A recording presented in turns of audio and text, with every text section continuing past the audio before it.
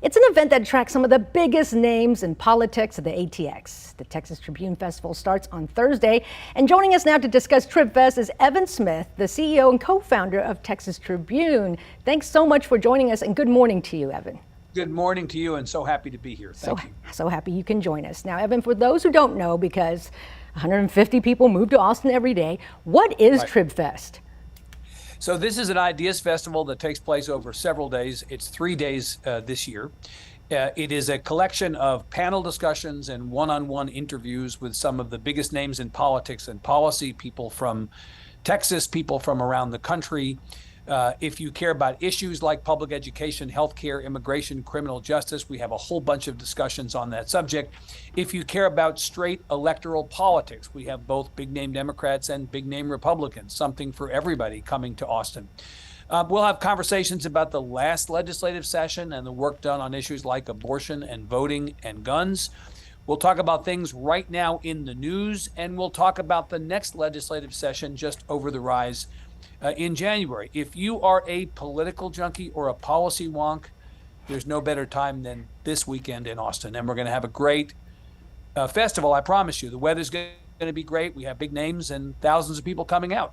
Policy wonk, that is a new term I have not heard of. I saw Hillary Clinton, Ted Cruz, Bob Woodward, Carl Bernstein, just to name a few of the famous politicos and journalists attending the couple. There's about 200, right? Who else is coming? Well, in fact, it's more than 350 speakers. Wow. Can you believe that? More than 120 hour-long sessions. We have the governor of Virginia, Glenn Youngkin, the governor of California, Gavin Newsom, the governor of Arkansas, Asa Hutchinson. We begin Thursday night with Pete Buttigieg, the Secretary of Transportation. We end Saturday night with Liz Cheney.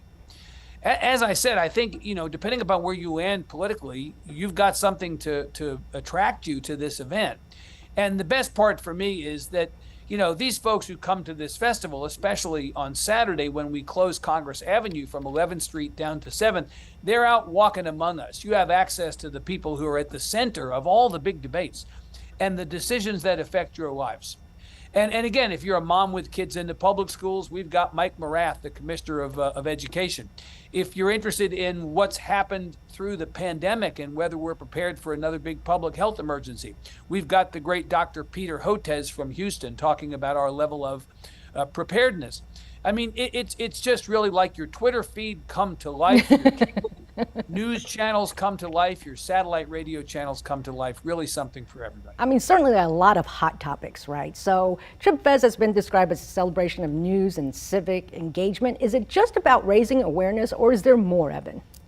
Well, it is about raising awareness, and honestly, in the state with among the lowest voter turnout of the 50 states in the country, raising the level of civic engagement and awareness may be enough. We need more people to be aware of what's going on, to know what government is doing for them and to them, to understand the stakes they have in the outcomes of these fights being waged in their name, to know who the candidates are on the ballot at election time.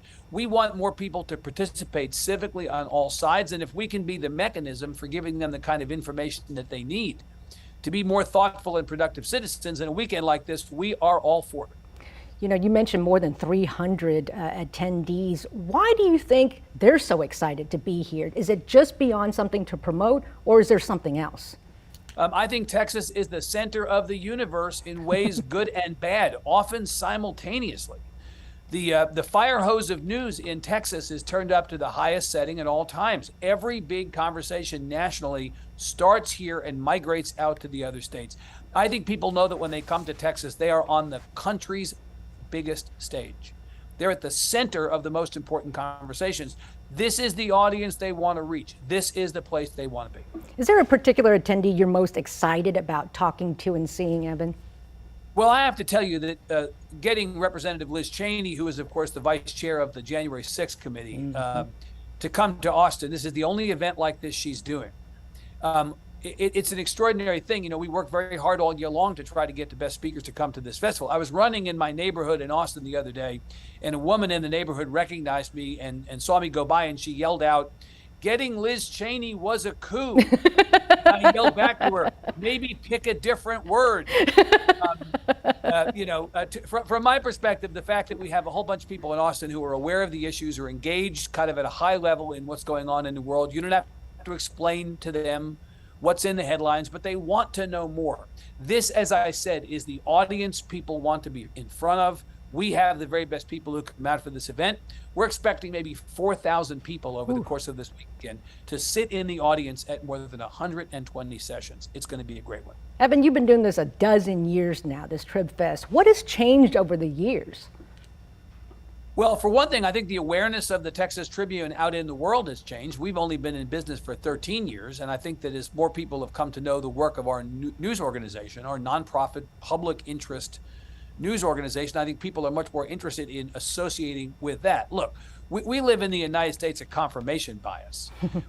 People gravitate toward the voices already in their heads. They only want to talk to and listen to people they agree with. And we're much more about presenting a rounded picture of issues. We listen to everybody, we talk to everybody. And one of the big changes, I think, is that people have gotten on to the idea that our democracy is truly at the center of all this, and we need to talk to people and listen to people we disagree with. We have become a home for that kind of conversation. The other thing I would say is that even more so than 12 years ago, Texas really is the catalyst for every big conversation happening nationally. Now and so that creates a lot of opportunity to put on an event like this. Evan, producers telling me we're out of time, but I have to ask you, you announced stepping down as CEO of the Texas Tribune earlier this year and leaving the nonprofit at the end of next year. Any ideas of what's next? Starting another nonprofit public media organization, perhaps? I do have ideas.